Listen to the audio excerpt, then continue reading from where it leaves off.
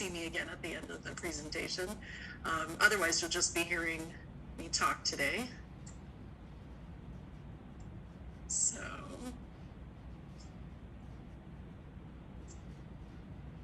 trying to get to the next slide here, and it's not advancing. So I'm going to stop the share and then reshare.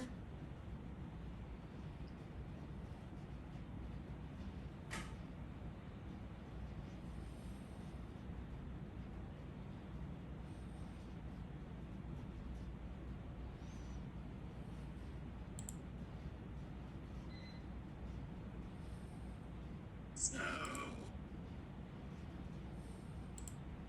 apologize, hold on just a second.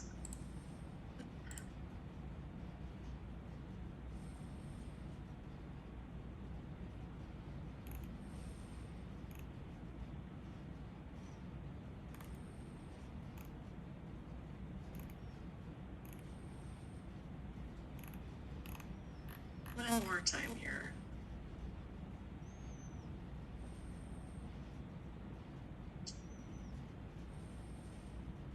It appears locked up.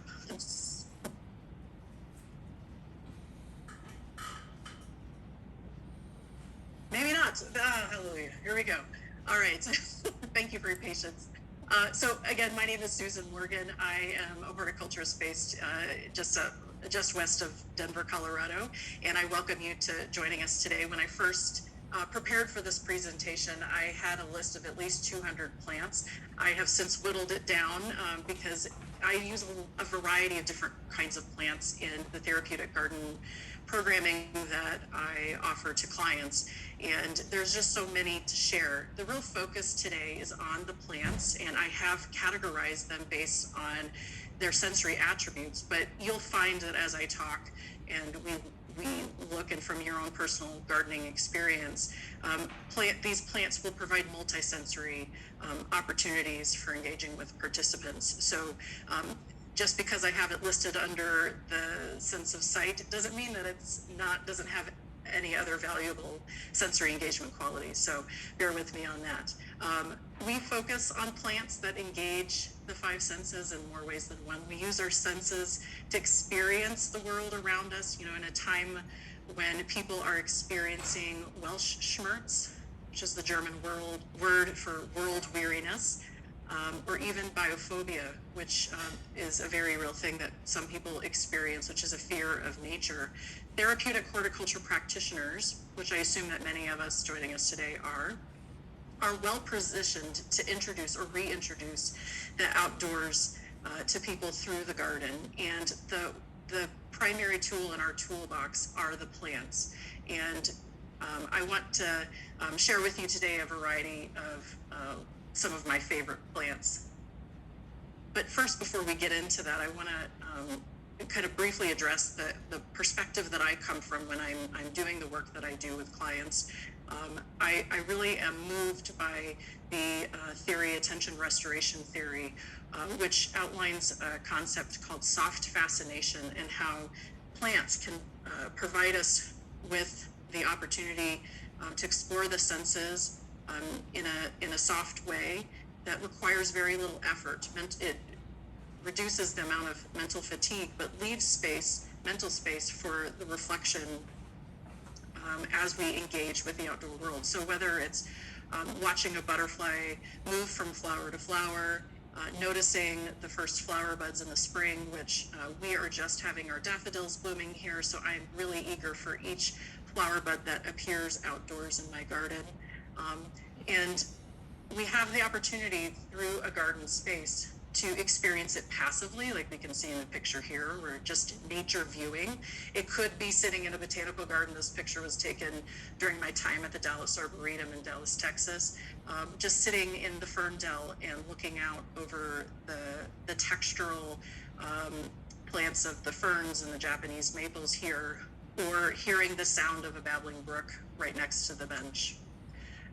As we move into a nature space, we have the opportunity to discover new things. I recall when I was recovering from surgery a few years ago and was sitting for quite long periods of time when I was able to start moving around, I would force myself, sometimes, kind of moving through the pain, to go down to the mailbox to get the mail, which was not a very long walk. But I recall one particular day early on in my recovery after surgery, going to the mailbox. It was in about October or so in Texas, and noticing the blue salvias that were in bloom. And when I looked at the salvias, which are one of my favorite plants, and then the aromatic asters that were also blooming, I noticed that the garden was moving. There was like a movement to it. And I got very excited because I noticed that the monarch butterflies, which often migrate through Texas on their way south to overwinter, that the butterflies had moved in on my plants, and there were several of them, probably about 20, and that really catches your eye. And being drawn closer to look at the butterflies up close. That's a great example of how nature can draw us in when I was just going to the mailbox. But there's also opportunities for active participation, engaging with nature. So it could be through gardening activities, like you can see a variety of ways in which people are engaging with plants, through gardening, watering, tending to plants, just a walk through the garden and reaching out and touching the plants. And the plants are at the focus of what we're talking about today. And this is a great example of a collection of sensory engaging plants. Some of them I'm going to be addressing today in the later part of our presentation.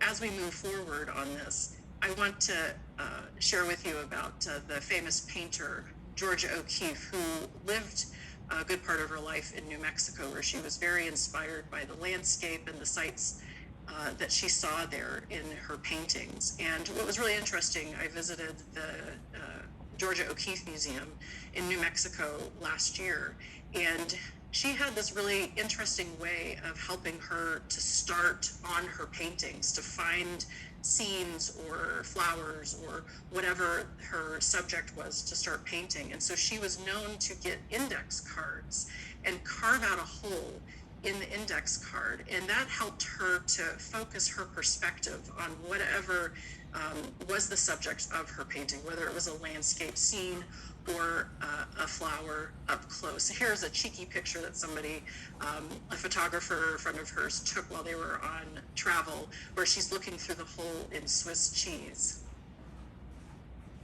And through this using the viewfinder, really kind of moved all of the extraneous imagery around what her subject was and allowed her to really hone in on what she was seeing. And this is part of, the therapeutic horticulture practitioners in their toolboxes to help clients to hone in on what is right in front of them, being what is the sensory experience in the moment. And so we see the picture on the right, the bleeding hearts in bloom, and her inspiration with the painting on the left. They were even at the museum handing out the index cards with the hole cut out, and so we enjoyed walking around and peering through the hole in the card and looking up close at the details of the paintings. Through engaging with the five senses outdoors, we gain connection outside of ourselves, taking us out of our minds and what ruminating thoughts we might have, and really focusing in on what is right in front of us. And that is how plants can really engage the senses. And so today I'm going to talk about the five senses: sight, sound, touch, taste, and smell. This presentation was inspired by an article which you'll get a link to at the after our webinar is over, called Sensory Engaging Plants for Therapeutic Gardens. This was an article that I wrote for a horticulture industry publication called Greenhouse Product News, and you can Google it and find it yourself, or look for the link that we will share later. Before we dive into looking at the plants, I want to share, I am not the plant police, so I'm going to be presenting a lot of different kinds of plants. So plants that are native plants, plants that are non-native, depending on where you live. I include perennials, annuals, biennials, some trees and shrubs, although a lot of the ones that we're working with are more herbaceous types of plants, as well as a handful of house plants. I really encourage you, before you start planting these plants in your own gardens, to really research them and get to know them a little bit better, particularly if you were using some of these plants and working with clients, particularly in the toxicity of the plants, or do plants, some of them cause skin issues or other issues for working with certain participants in programming. You also want to get to know the growth habits, the maintenance and care requirements, as well as the hardiness zones, and the cost. So if some of these plants might be a little bit more unusual, and in their unusualness, you can probably see that the cost of them are going to be a little bit more. But I really like, as a horticulturist and somebody who does therapeutic horticulture programming, is to take some of the classic plants, which you'll see pictures of that today, but also maybe find some of the new varieties or cultivars of those plants that make it a little bit different. So the plant might look familiar, but not quite the same as what somebody is accustomed to seeing, but it takes it and gives it a little twist, whether it's a variegated version of the plant or comes in a really unique flower or leaf color. And also, I want to share a caveat on this, that we may be working as therapeutic horticulture practitioners with clients who have weakened senses, and the ways in which they experience the world, especially the outdoors, may be enhanced through their other sensory experiences. That is the great benefit of engaging with plants, is that they do provide this multisensory experience.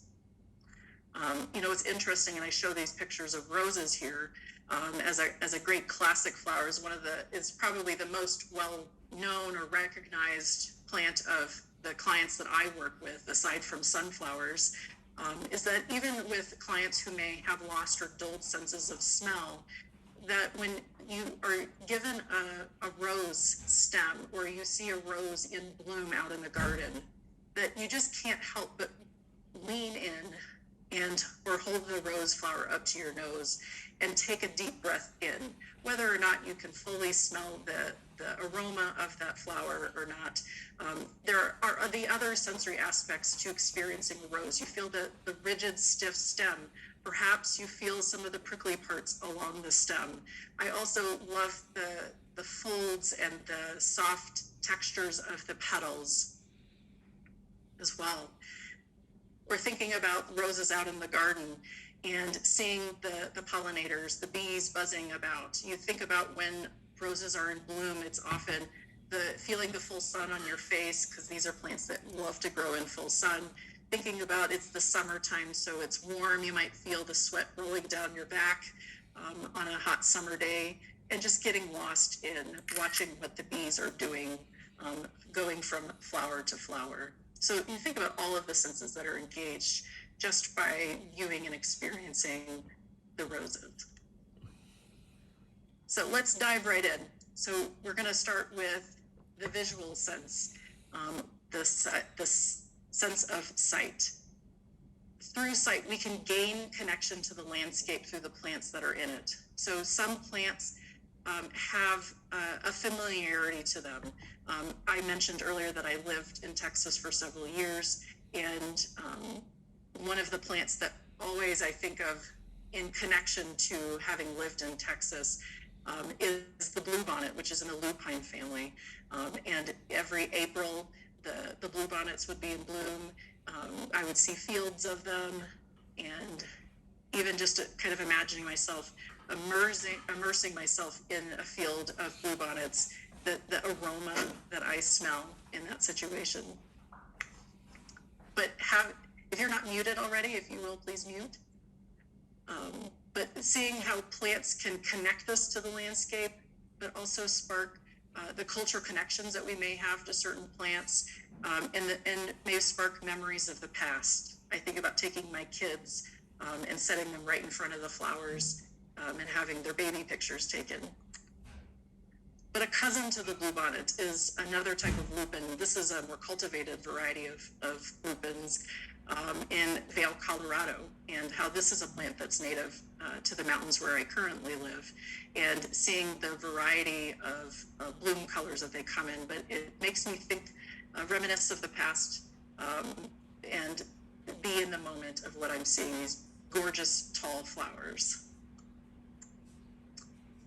You know, through the sense of sight, we also have to think about the plants and how we arrange them, whether in a container, a hanging basket, or a raised bed, or in the garden.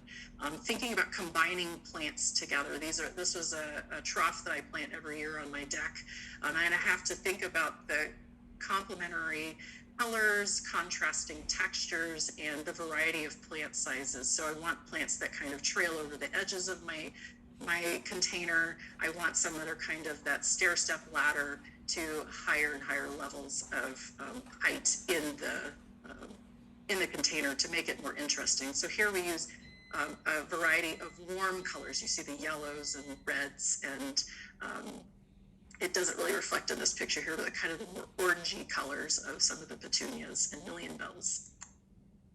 Or as a contrast to the warm colors, this more soothing colors of the cool colors, purples, pinks, whites, and silvers. This is in my front porch, so I like to put the warm colors in the back and the cool colors in the front, and have a variety of different kinds of plants to go with that theme. Or even having a monotone colored garden. So this is a moonlight garden, or a white garden, where it includes a variety of foliage and flowering plants, that are some that are low to the ground to some that are tall, like the white bird of paradise. This picture was taken at Harry Lou Gardens in Orlando, Florida. And seeing the bright colors of the caladiums, the kind of bright white leaf of the caladium. I think that is the variety Moonlight. It's one of my favorite types of caladiums because it's just very striking white with a very thin green margin along the leaf edge. Engaging the sense of sight also means incorporating other non-plant things as well into the landscape. So I like to include opportunities for engaging with wildlife. So whether it's bird feeders, like the hummingbird feeders you see here, or bird seed feeders, as well as bird houses, and other ways that kind of draw wildlife in. The National Wildlife Federation has a great tool on their website for creating and cultivating a wildlife habitat garden. You can even get your garden. I have my own personal garden, but have worked with clients for therapeutic gardens to get them recognized and certified as wildlife habitat gardens. Susan, would Yes. you want to provide the link for that to the wildlife? Yes. Okay, thank you. Yes, I will. We'll send that out in the email afterwards. Thank you. The black-eyed Susans, kind of incorporating plants that attract wildlife, and this is where we're going to kind of go on a string of looking at some interesting plants. This is a perennial type of black-eyed Susan that the rudbeckias. There's all different kinds. There's some annual types that add a lot of bright color, and even go from that kind of mustard yellow to other shades of yellows, as well as reds and burgundies in their flower colors. This is a great plant for all different kinds of pollinators. You can see the monarch butterfly and then a honeybee that happens to be traveling past in the backdrop there. But looking at how they have a nice landing space in the cone to feed on the nectar of the flower. One of my all-time favorite plants to include in any garden, whether it's one of my clients' gardens or my own garden, is salvia. Or sage, you might know it as.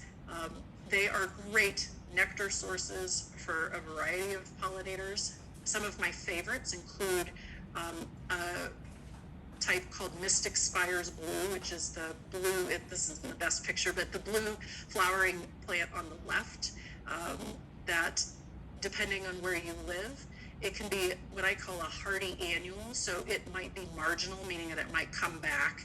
In Texas, if we didn't have a very cold winter, this would be a plant that would come back from the roots every year. On the right is another type of hardy annual called Wendy's Wish, and there's a whole series of wish series of salvias. Both of these tend to get 2 to 3 feet tall or so about halfway through the summer, to keep them from flopping over and to kind of reinvigorate the bloom. I will cut them back by half. When I worked at a botanical garden, we would just take hedge trimmers and cut them all back, a big mass planting of them by half. And then, yes, you're missing the flowers for a short time, but then they rebound and come back with a vengeance. Some of my other favorite types of salvia, I have many, I can only show you so many, but are the Garanitica types, a species of salvia. On the left is the black and blue, and there are all different kinds of new varieties out there of these. Proven Winners, I think, has some for sale as well. But it has this beautiful blue flower that emerges from a very dark purple, almost black calyx, which creates a lot of interest in the garden. On the right is a very similar in growth habit as well as the flowering is Amistad, and you can see the contrast of it's a more bright violet purple flower. But again, those dark calyxes in the back of the flower is just really striking. It's the contrast. Moving to seasonal annuals, for all of my therapeutic gardens, I like to include seasonal annuals that can be changed out from season to season. Not only does it help clients ground in what season it is, because they recognize some of the seasonal annuals that we're planting, but it also creates interest in something different that keeps the garden evolving. On the top left of this picture is annual vinca, or Madagascar periwinkle. I like the Cora and Nirvana series. There are even on both of those series a Cora Cascade or Nirvana Cascade, which make for great hanging baskets. So imagine, instead of it being more of an upright, small-sized annual, these are more kind of have a trailing habit, and they're great for window boxes or hanging baskets. There's even a new, and sorry I don't have a picture of it, a new series called Soiree, Soiree, that has very dissected petals. So imagine those large 5 petals there that you see, very dissected and separate, and really interesting, kind of a novelty plant to maybe buy a couple of them and include in a container planting somewhere. A great pollinator plant is the 5-petaled star clusters, or pentas. I like the varieties, the series Graffiti, which is a little bit more compact. I more readily see that available at garden centers here in the US than I do of the more, the taller types of Butterfly and Kaleidoscope. And star clusters come in a variety of colors: white, pink, lavender, reds, and it's one of the essential annual plants that I include in the warm season in my gardens. Sunflowers. I mentioned earlier that besides roses, sunflowers are the most familiar flower.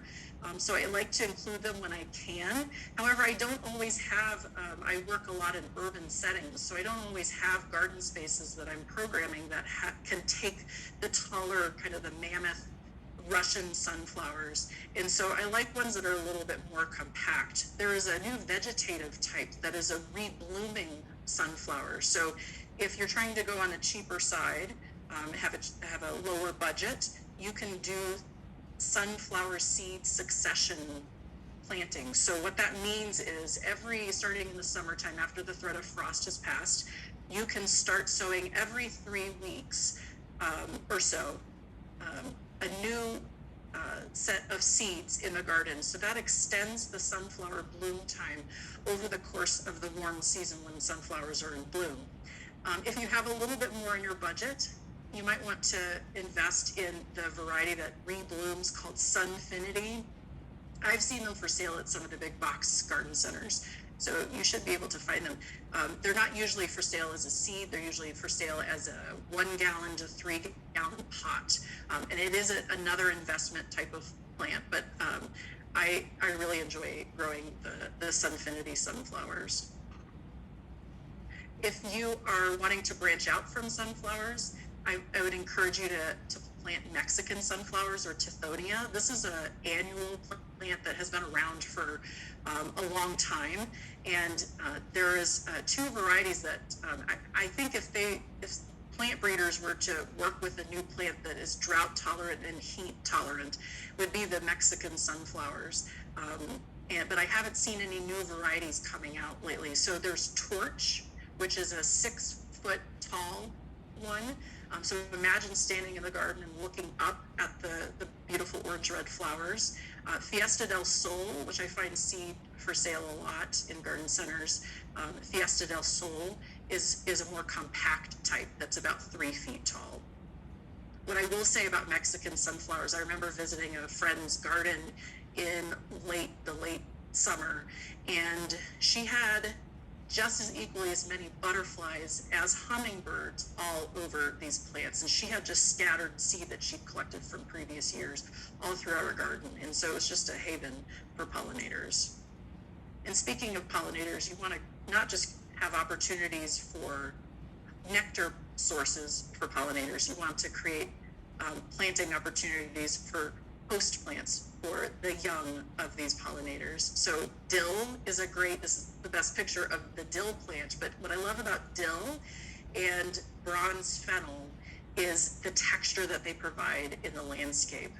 I like to use bronze fennel versus regular fennel just because it has more of a purpley, darkish tinge in the color to it. Makes it a little bit more interesting, but this is a great textural plant, one to touch for sure. But also if you tear a few of the leaves off and smell, it has kind of an interesting licorice smell. And then later on in the season, if your caterpillars didn't mow it down, it'll bloom these beautiful airy yellow flowers. And speaking of textural flowering plants, this is a small tree, large shrub called purple smoke tree. And there are several different varieties of ranging and varying heights. This is a purple leafed type. This is a plant that is often used in Japanese gardens to simulate, which is a highly symbolic design.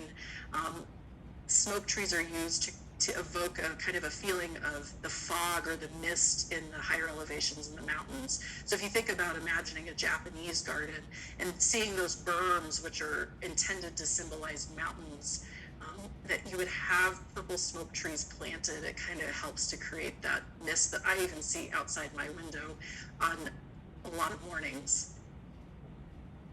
One of my all-time favorite ornamental grasses is pink muley grass, or Muhlenbergia capillaris. There are different kinds of muley grasses. There's Gulf muley grass.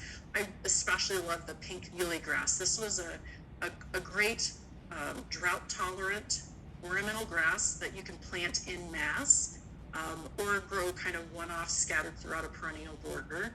But look at those beautiful rosy plumes that it just, in late summer, early fall, it just gets this gorgeous texture and color in the landscape.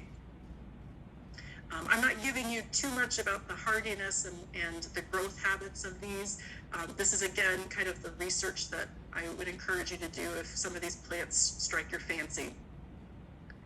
I also like to incorporate kind of a contrast to the finer textures of certain plants in the landscape is the bold tropical plants. So the dinner plate sized flowering hibiscus.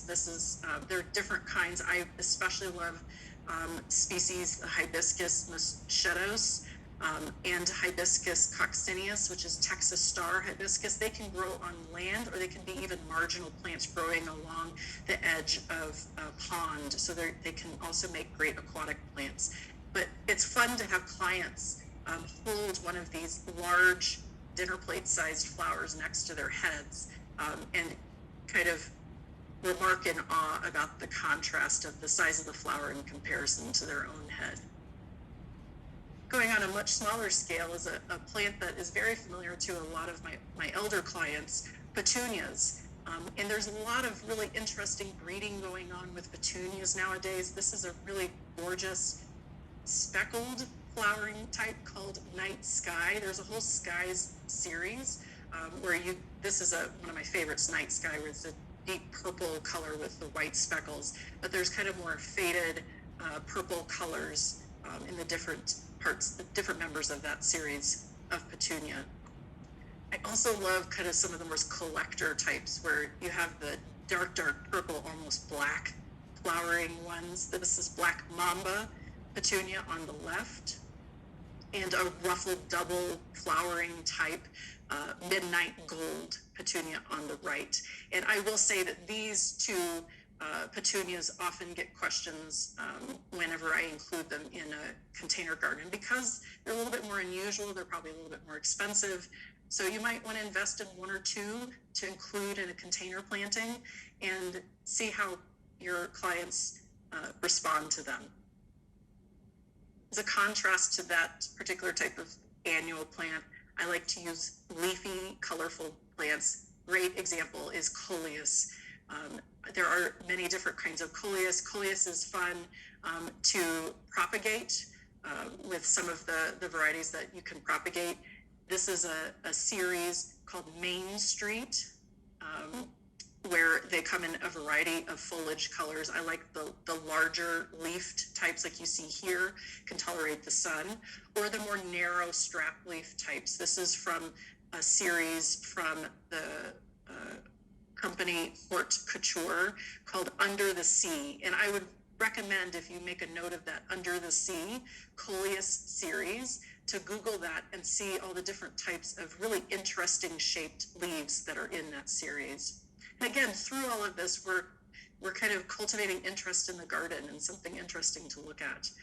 I also like to make sure that I'm not just thinking about the flowers, you know, in the landscape and how do I put all the flowers together. Having those foliage plants as a contrast, or even just primarily focusing on the leafy plants and what they look like in the landscape. Here we have the contrast of the cannas in the top left with the silver sage in the front and the ornamental millet on the top right. It's kind of a grassy type looking, wide strap leafed grassy type plant.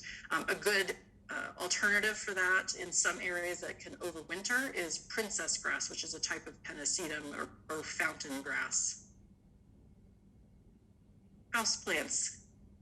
One of my favorite plants to program are orchids, because people are really drawn to the intricacy and the complexity of the flowers. My daughter calls them trapdoor orchids because she likes to make the hinged petal in the front on the bottom, kind of make it talk and move back and forth. And she really likes to play with that. But it's really interesting to learn how that's an evolved part of the flower to encourage pollinators to go further into the flower. And the last houseplant that I want to mention on the sense of sight is the philodendron birkin. This is a fairly new houseplant variety. It is a great one to grow. It was very expensive when it first came out, but I've been seeing it more for sale at some of the big box stores, so the prices have gone down on it. It's a larger leafy type philodendron, and I like to put it in a window where I have one in a western facing window, and at sunset the light shines through the back of the leaves and really makes them illuminate, and it's really interesting to look at. It kind of like reminds me of stained glass. Okay, moving along, we have the next sense of hearing, auditory. We can incorporate non-plant oriented elements into the garden to increase opportunities for hearing, such as water features or a sound of a trickling fountain. Recently, we visited New York City, the new park on Pier 55. It has all of these elevated, kind of interestingly shaped, I don't know what to call them, things where the park actually goes out over the water. And they had a lot of interactive elements to engage the senses. One was being this interactive music bells, and here are my kids kind of dancing all over. It kind of reminded us of, from the movie Big, of playing the piano with your feet. It was really fun to play, and there was a line to be able to play these interactive music bells. One of the great plants to incorporate the auditory element in the landscape are ornamental grasses. The sound of the wind moving through their graceful leaf blades. This is just makes for not only a visually stimulating appearance, but also the sound of the wind moving through the rush of the seed pods. One such ornamental grass or grass adjacent plant is sea oats. Now, I will say, in some parts of the country, some people might be cringing. This can be an invasive plant, so you want to make sure, again, that you do research on these plants to make sure that they're suitable for growing in your area. But this is a great auditory plant in that it creates these very large seed heads that, as they dry out, they kind of rattle and make like a maraca type of sound in the landscape. You might want to consider growing it in a pot or in a mass planting, but it can spread, so you want to kind of put it in a spot where it can be controlled, or you don't mind it kind of getting a little hairy and out of control. I also like to incorporate or think about, obviously we can't just immediately plant a very large weeping willow into the landscape, but I love the wind moving through the branches, particularly of weeping trees. So I think about this weeping willow, I think about weeping cherry trees and other weeping flowering trees, as well as weeping evergreens. I recall going to Spring Grove Cemetery in Ohio and seeing they had this mass planting of weeping cherry trees that must be gorgeous when it blooms in the spring. But to see the wind moving through those branches and noticing their arching branches flowing in the wind, but the sound that it creates of the wind blowing through the branches is also quite lovely, and invites people experiencing that plant to look up. Often, we're focused on looking down at the ground or when it's at eye level, but encourages the eye to go upward. Other elements of incorporating sound into the landscape are plants that create seed pods that can dry out and rattle with the seeds inside. I think of lotus, which is an aquatic plant, and once the flower blooms, it sheds its petals, and it creates this really interesting seed pod. Now, in this picture, the seeds have all fallen out, but hearing them kind of rattle is like this kind of maraca shape sound, as well as allium. I like to incorporate other types of plants that have interesting seed pods, like ornamental onions or alliums. I'll show it. Strike that. I wanted to share that, going back, the ornamental onions that you see here in seed, and for the 4th of July, the Botanical Garden spray painted them red, white, and blue for kind of a patriotic theme, and it created another visually interesting element in the garden. Okay, moving on to the next sense is gustatory, and the sense of taste. I'm not going to kind of dive into the elements of a vegetable garden, but when we think about incorporating a sense of taste, obviously you want to have those considerations for the groups that you might be working with in a therapeutic program. Is it possible for them to taste things, because some of the foods they might eat might interact with the medication that they're taking, so those are definitely considerations to consider. But there's something about walking through a garden and coming across a tomato, a grape or a cherry tomato, and picking that right off the plant and popping that into your mouth, as well as different kinds of other herbs, fruits, and vegetables. Why not, instead of growing the standard orange carrots that people might be familiar with, grow the rainbow varieties of carrots? Add some visual interest with that. I also like to incorporate a variety of herbs, which I'll show you some of my favorites. But when possible, I look for the variegated types. The variegated means that it has multicolored leaves for the plants, as well as edible flowers. Addressing some of the fruits, I could, list blueberries and strawberries and blackberries. Some of my favorites to grow are figs.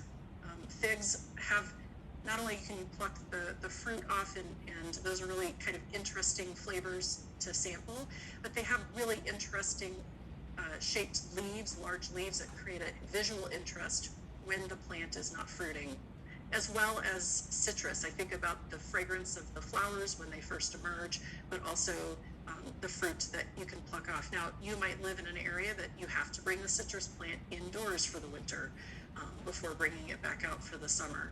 So there can be a lot of care that's required for maintaining citrus, but growing a Meyer lemon tree, for instance, is quite fun.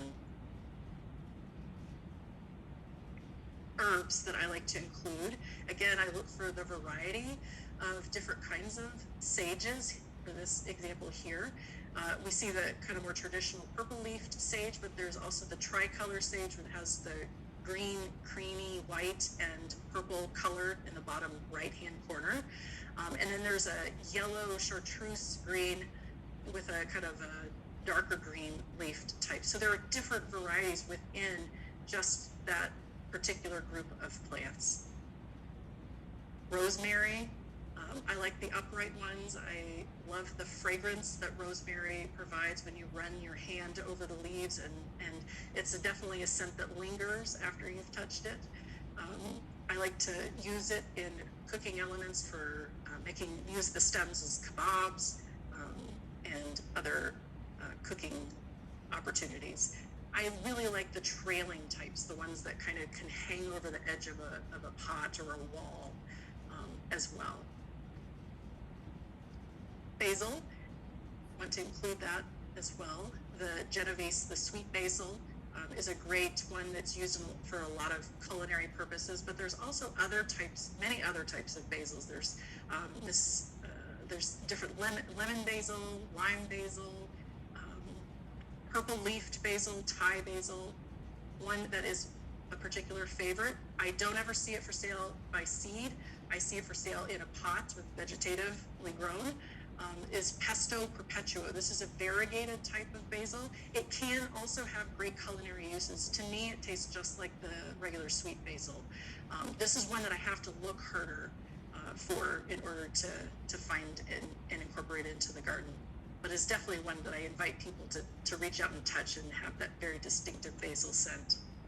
Mint, I'm gonna again share, this is definitely one that you want to be careful where you plant it, because as many experienced gardeners know, that mint can really spread throughout the garden and kind of take over. So sometimes I'll use some of the less vigorous types where ultimately they can get kind of dominant in the flower bed, but I'll use some of the ones that are a little bit slower to get there. So chocolate mint, apple mint, although sometimes I've had apple mint in the right conditions that it just kind of explodes and gets all over the flower bed. But there's many other types of flavors of mint. If you have a better nose than I, you can really distinguish between the different scents. There's strawberry, orange, lemon, lime, the classic spearmint and peppermint. But even more than that, there's grapefruit mint, all different kinds. And pansy. So pansy would definitely be one that I would include in the sense of sight, but I here have used it for a sense of taste. Pansies, you can pluck the flowers off and incorporate them into salads, and they add a really interesting look. There's other types of edible flowers. There was a resource that was shared on the Florida Horticulture for Health Network Facebook page. I think it was on April 1st. The National Gardening Association has a list of edible flowers. I'll see if I can share that link as well in the email. But it has a great list of different flowers that are edible, like nasturtiums, or the calendulas that we grew at school in the grow tower indoors. They're all considered to be edible flowers. So why not add a kind of a spice to the garden, not only with their color, but also for culinary purposes as well.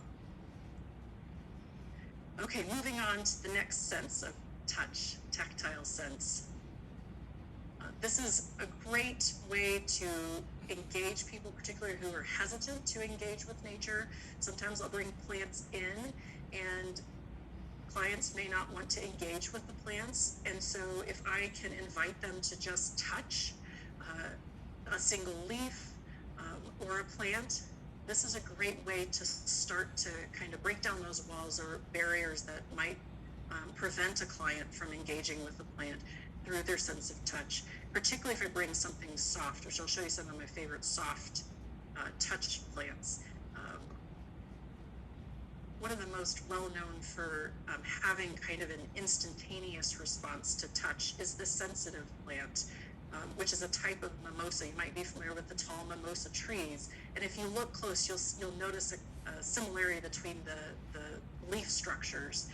But you can see in the picture on the left, when my kids came up to the sensitive plant and touched the leaf, and the contrast on the right, when the leaves have this instant response where they close up. It's kind of a anti-predator behavior within the plant where it is very sensitive to external stimuli. And I can see all sorts of metaphor opportunities for engaging with certain clients through the metaphor of this plant and seeing that instant response. I mentioned earlier about incorporating soft plants. So one of my all-time favorite plants to include in any therapeutic garden or even my own personal garden is this perennial plant called lamb's ears, kind of a lower growing leafy silver plant. But what is interesting about it also, some types can actually form flower spikes, and the flowers themselves, the spikes can be really quite fuzzy and soft to the touch as well. If you like lamb's ear or already know lamb's ear and say, yeah, lamb's ear, you might also consider a seasonal annual or biennial, depending on where you live in the country, Dusty Miller. So Dusty Miller is a great plant. It has that silver look to it, very soft to the touch. I also love to use this plant for pressing leaves, and it makes great little miniature trees on paper. A cousin to Dusty Miller is this newer variety. I just saw it appear out in garden centers a few years ago, and it's still kind of expensive, so I apologize for recommending a more expensive plant.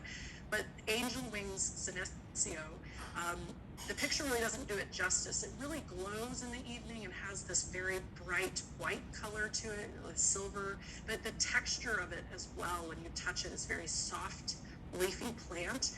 I really recommend this, even if you just want to invest in one plant and see how it grows in your garden. I guarantee you'll be like me and want to buy 5 more the next year. Silver sage, I showed a glimpse of it earlier in a planting with cannas and ornamental millet. This is probably the fuzziest of, particularly the ones I'm going to show you today, but it's a type of salvia. So it does produce a flower, not quite as showy as some of the other salvias I showed you earlier in the presentation. So really I grow this more for its leaves and the foliage and its softness. And it has this kind of larger sized leaf. Again, the plant doesn't get super big. It probably gets to be about 12 to 15 inches or so, but really just has this lovely texture to it. And Artemisia Palace Castle, which is the ferny, light textured plant on the left. It's a great perennial in certain parts of the country. It's another one that, like Dusty Miller, I like to press the leaves and incorporate into pressed flower, pressed leaf activities. An seasonal annual plant is the Plectranthus or Cuban oregano. That is the silvery leaf plant on the right. So as you can see, I have all of these soft plants. There's a theme of the softness, the tactile sense, but also the really interesting colors, the silver colors, that seems to be kind of a consistent theme here. So I could see creating a moonlight garden with these very soft, textured, soft, tactile plants incorporated into the garden. Cuban oregano is also a plant that propagates pretty easily from cuttings, so it would be a great cutting propagation activity to do with clients. And then the last one, kind of getting to be on a much larger scale, is in the artichoke family, cardoons. Cardoons, I grew at the botanical garden, and it was the most asked about plant in the garden was this cardoons, because it's so large and the leaves are so striking and interesting with their texture. But when you touch the leaves, they have kind of a softness to them. I will say that later on in the season, as it sends up its big, beautiful blue artichoke flower, it can get a little bit prickly. So that is definitely something that you want to watch out for. But really striking in the landscape, but also has that lovely texture to it when you touch it. Speaking of soft texture, this is also another visual sense plant, is celosia. There's different types of celosia. We see here the plumed type with the bright colors that when you touch them, they're very soft to the touch. They also make for great dried flowers, hanging them upside down and drying them out. Another type that's the coxcomb type that is very fuzzy to the touch, but looks like a fuzzy brain. And these come in all different colors as well.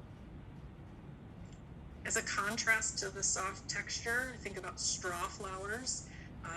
Straw flowers, in my personal experience, I haven't had a great success with how they look ornamentally mixed in with other plants in the garden, but when you touch them, they have this kind of crunchy, straw-like texture to them, and they're really interesting. Anytime I see a straw flower, I have to touch it, and then I hear the sound of the crunch, and I feel the rigidity of the petals as well. Mexican feathergrass. I don't recommend that all ornamental grasses are great for the tactile sense, because some of the leaf blades, like I think about miscanthus or maiden grass, have very sharp edges on their leaf blades. But one of the great tactile ornamental grasses is a kind of a smaller, more knee-high ornamental grass called Mexican feathergrass. It was recently renamed. It used to be Stipa tenuissima. Now it's Nacella tenuissima. It's the botanical name. Okay. I want to just kind of show you some of the things that you can collect in the garden have interesting textures. Not everything has to be super pleasant when you feel them.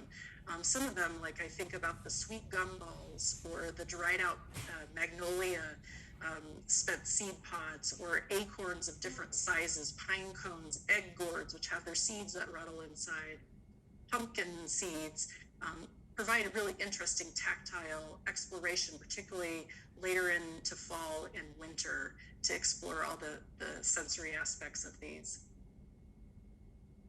Some houseplants that I want to show. This is a plant that my husband in particular likes to grow, particularly when he's on a stressful conference call.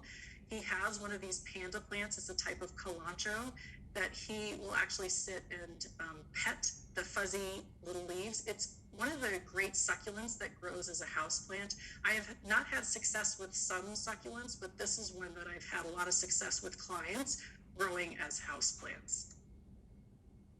We also have the snake plant, which is a contrast. It's rigid, sturdy, succulent leaves. And also a great houseplant to grow. You can buy this. I've only ever purchased them at the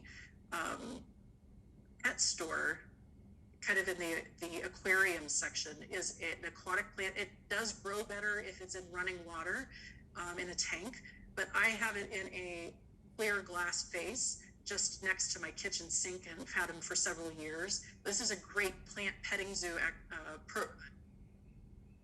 plant that I take to show clients, especially kids love it. And this is a type of algae called Marimo mossballs.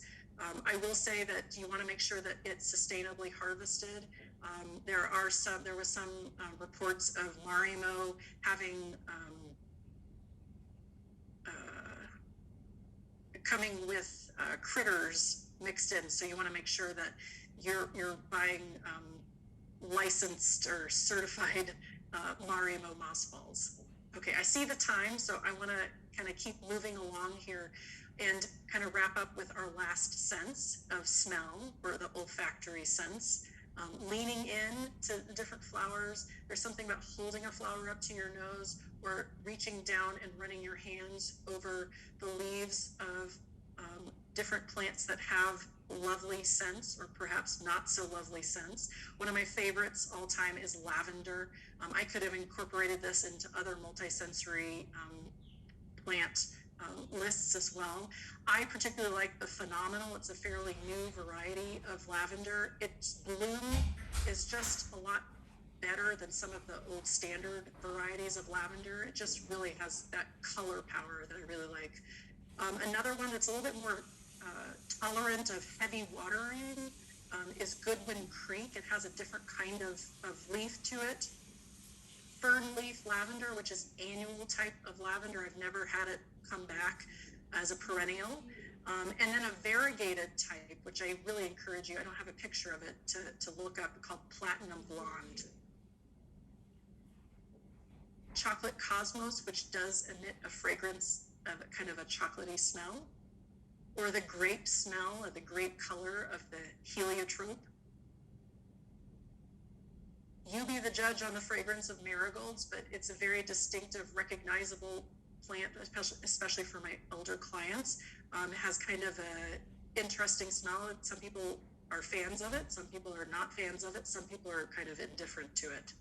I also like to incorporate different kinds of lemon-scented herbs, including scented geraniums, which come in a variety of fragrances, such as Orange Fizz, which is the variety that's shown here. Lemon balm, which kind of grows like mint, so you want to make sure you plant it in a careful spot. I remember mowing over the lemon balm in our former house in Texas in our yard, and smelling this lovely lemon scent with the lemon balm. Lemon verbena, which is an essential plant in all of my gardens for the summertime. I've never had it come back from the roots, so it's definitely kind of more of an annual. I dig it up and bring it in for the winter. And on the right, kind of a more petite lemon thyme. There's a green leaf lemon thyme. I really like to grow the variegated type that has kind of a really interesting coloring of the leaf.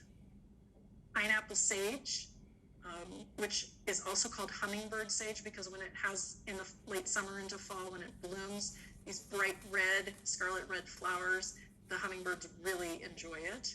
But I love rubbing the leaves of the pineapple sage. Here's a golden pineapple sage that also gets those bright red leaves, and it smells like pineapple. Okay, and to wrap up here with houseplants, considering growing in the wintertime when we're kind of, winter is gone, the nature has gone dormant, bringing the nature indoors with forcing bulbs, indoors with paper whites. This is definitely something that you want to look at, because paper whites are in the Narcissus family and have toxicity, but also paper whites. And the next one, hyacinths, can have a very strong fragrance that for some clients might be a little bit too much. So, but it's fun to watch their roots grow. It's fun to smell their fragrances. Even with hyacinth bulbs, some of the pink and purple flowering types have their kind of a beautiful plum purple bulb color that's also quite attractive until they bloom. Okay, so I kind of zipped through the later part of that. I appreciate your attention on this for today.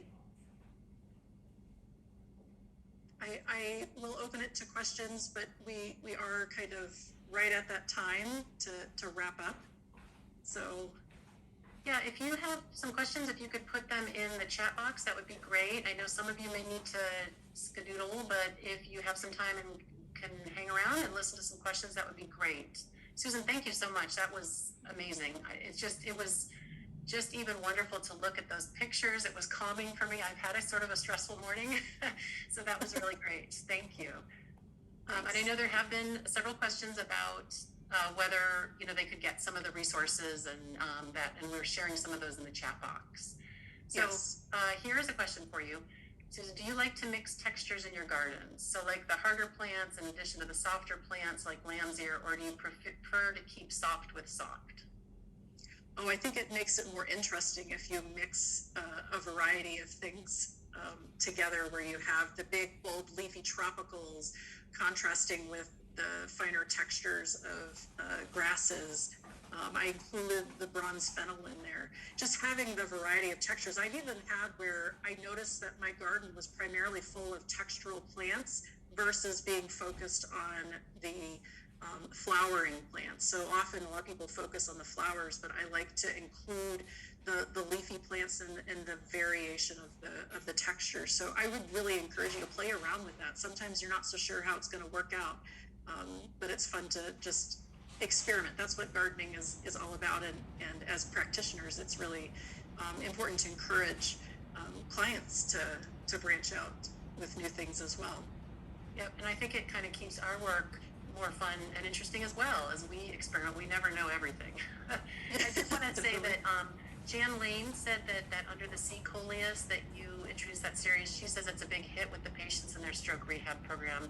They do a propagation session with it, and everybody always wants a sample of each kind. Oh, great.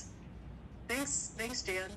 There's one called Lime Shrimp that you might want to look at on that under that Coleus series, Under the Sea.